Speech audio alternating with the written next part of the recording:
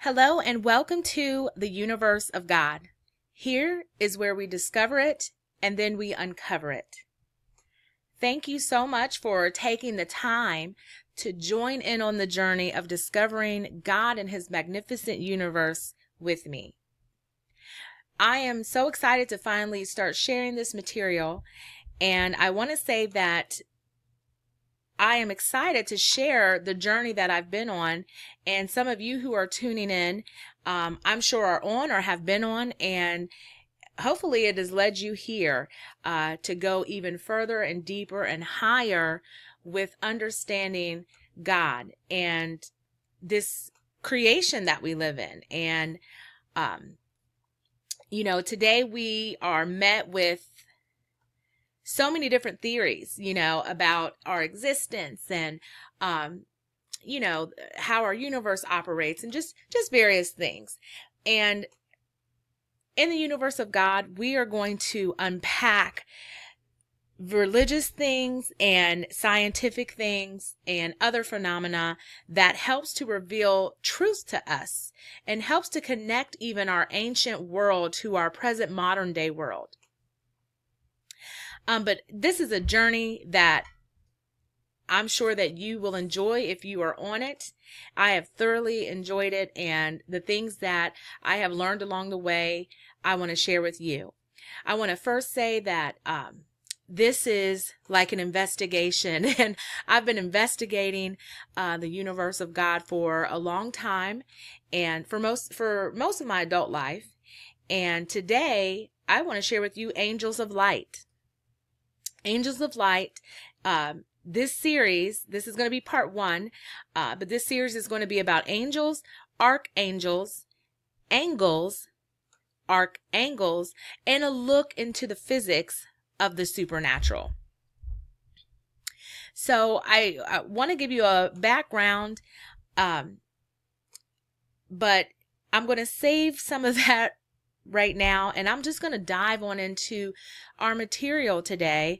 And instead of giving a whole discourse on, my background with religion and where I'm at today and, just certain beliefs and so forth and so on, I'd rather just share the material with you and where I'm at now and what I am focusing on and, what I'm learning, I am sharing with you. And so that's the best way to know a little bit about me right now. Anyhow, I'm going to start with Hebrews 11, verse 3. It says, "By faith we understand that the universe was formed at God's command, so that what is seen was not made out of what was visible." This is a very important statement. This is a very important scripture. And I do want to say, if you're not someone who reads the Bible or who believes in that, I hope you will have the courage to just stay tuned in. And so you can get hopefully some insight or understand some things differently. And just as I have always tried to take God out of the box that I seen Him in for most of my life, I hope that you will take, any boundaries with religion and so forth out of the box that you have put it in. And let's discover this thing together. Let's understand more about ourselves, our world, our universe, and if you don't believe in God, the possibility that there is a God. I mean, we have shows today called Ancient Aliens and, so many other things, that are, pointing to gods and these heavenly beings and what they've done throughout our ancient history and how they've been on the scene. And we see records written in the earth. We have tons of evidence that there was something going on in our past that involved extraterrestrials, as they call them. It's not too far-fetched to consider the possibility, that we are in the universe of God and not just in a universe of evolving happenstance and accidents and so forth. But moving on, Romans chapter 1, verse 20 says this, "For since the creation of the world, His invisible attributes, his eternal power and divine nature have been clearly seen, being understood through what has been made, so that they are without excuse. And I have two more scriptures I'm going to share with you in this introduction of Angels of Light. While we look at the things which are seen, but at the things which are not seen. For the things which are seen are temporal, but the things which are not seen are eternal. And let me say that again. I think I misquoted the beginning. And it's 2 Corinthians chapter 4, verse 18. It says, while we look not at the things which are seen, but at the things which are not seen. For the things which are seen are temporal, but the things which are not seen are eternal. So it's telling us, this is giving us clues about the invisible world. What is invisible? What we don't see. We know electrons and neutrons and protons and atoms exist, and we can't see them. Some things can be seen microscopically. But overall, we just don't walk around seeing these things. And whether we die, and whether a star explodes in the universe or not, we know that these things are going to continue to exist. So it's not hard to differentiate, between what is seen being temporary and what is unseen being eternal. In Colossians chapter 1, verse 16, it says, for by him all things were created, both in the heavens and on earth, visible and invisible, whether thrones or dominions or rulers or authorities. All things have been created through him and for him. Now, you don't have to believe this to receive this statement. Consider the possibility for just a moment. And as we dive into this material, considering the possibility of what is being said about all things being created by him, both in the heavens and earth, you may connect some dots in your life. I'm sure you'll begin to connect some dots in your life as you consider the possibility, that this is a true statement, that this information is telling us something. It is pointing to some information that we need to have. The more that I study the Bible, science, and ancient wisdom, the more I'm blown away by the commonalities. As I continue to investigate the Word of God, which is the Bible, I believe, I in turn discover the beauty and layer of revelation that's hidden in plain sight. The Bible has always been a very magical book to me, and uncovering its mysteries only multiplies the magic even more.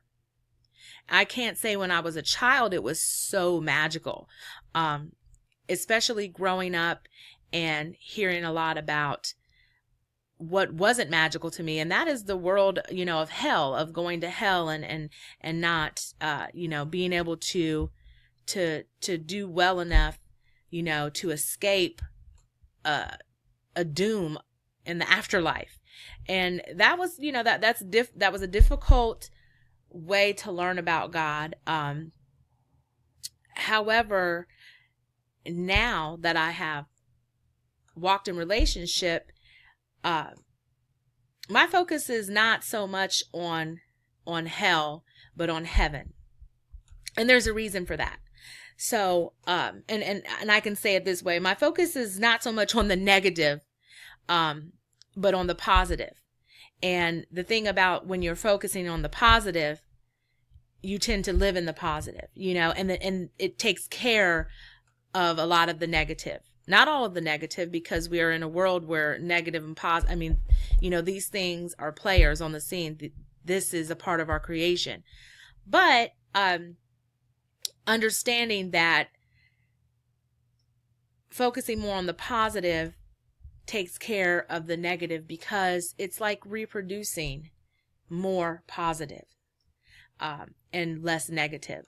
So focusing more on heavenly things, the good things, the things that are true, good, worthy, noble, of good report, that has benefited me even more than growing up and focusing, having my focus relationship with God be on fear and going to hell all the time. So anyways, I can't say the Bible has always been magical to me when I was little, but for most of my life, yes, it has been, especially as I've grown into an adult and I've allowed God to take me on a journey with him that took me out of the box. But anyhow, moving on, recently I was studying an article by Jennifer Reynolds regarding the coming age of Aquarius. And in this article, I was surprised to learn even more than I had originally set out to discover. The article had a completely fresh perspective on the age of Aquarius. And after studying this article, I found her points new and eye-opening. Jennifer Reynolds' article connected more of the dots between the supernatural and the natural worlds and their phenomena, while it also captured a level of interpretation in God's holy word, also known as the scriptures, that have only elevated the truth about this great and magnificent creator, to say the least.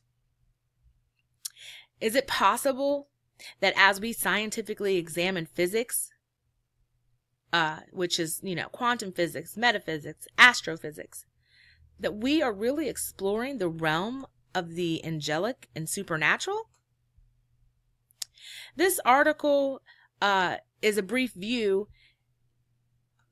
on Aquarius that is very relevant. And what I want to share is a brief view of what angels are and could be. And when we begin to understand science and break down words and their meanings, we really can connect some dots with the past and the present. The truth, it's simply fascinating. When we examine physics and the Bible, we actually can start to unravel the scientific explanation of supernatural things. This fact doesn't surprise me anymore, because for the last 10 years plus, I've been discovering that science is more proof of the Bible, and its deductive efforts, they really only reveal the higher realm of understanding to those who don't naturally believe. And this is perfectly fine, because this is what is needed for the world we live in today, even for believers such as myself. And this is the way to know what has been lost over time or in time, and what some might say we have forgotten. Science is not new knowledge. It's lost knowledge. And science is not even separate from the Creator, because it is what He created. Let's examine the word angel. Angle, archangel, and archangel. In simplest terms, archangel would be archangel. The Bible uses the word angel to describe a messenger or God's messenger, and it means a mounted carrier or one that announces. Because the word angel is a composite of the word ang and el, we understand how these words are one and the same, or how the natural is pointing to the supernatural, and vice versa. The root word ang means to bend, curve, arch, and the word el is a shining light. This is significant because knowing this helps us to view the word angel differently, or perhaps scientifically. This helps us to see that the word angel or angel is an associated word meaning bending of light. Thereby, angel is the relative to the word angle, which means to bend, and is defined as the space between intersecting lines. The angle of the light serves as the courier of the light, and thereby the angel is the messenger of light. In essence, you can view this as saying the angel is the messenger of God, because God is light, and associating angel as the angle of light.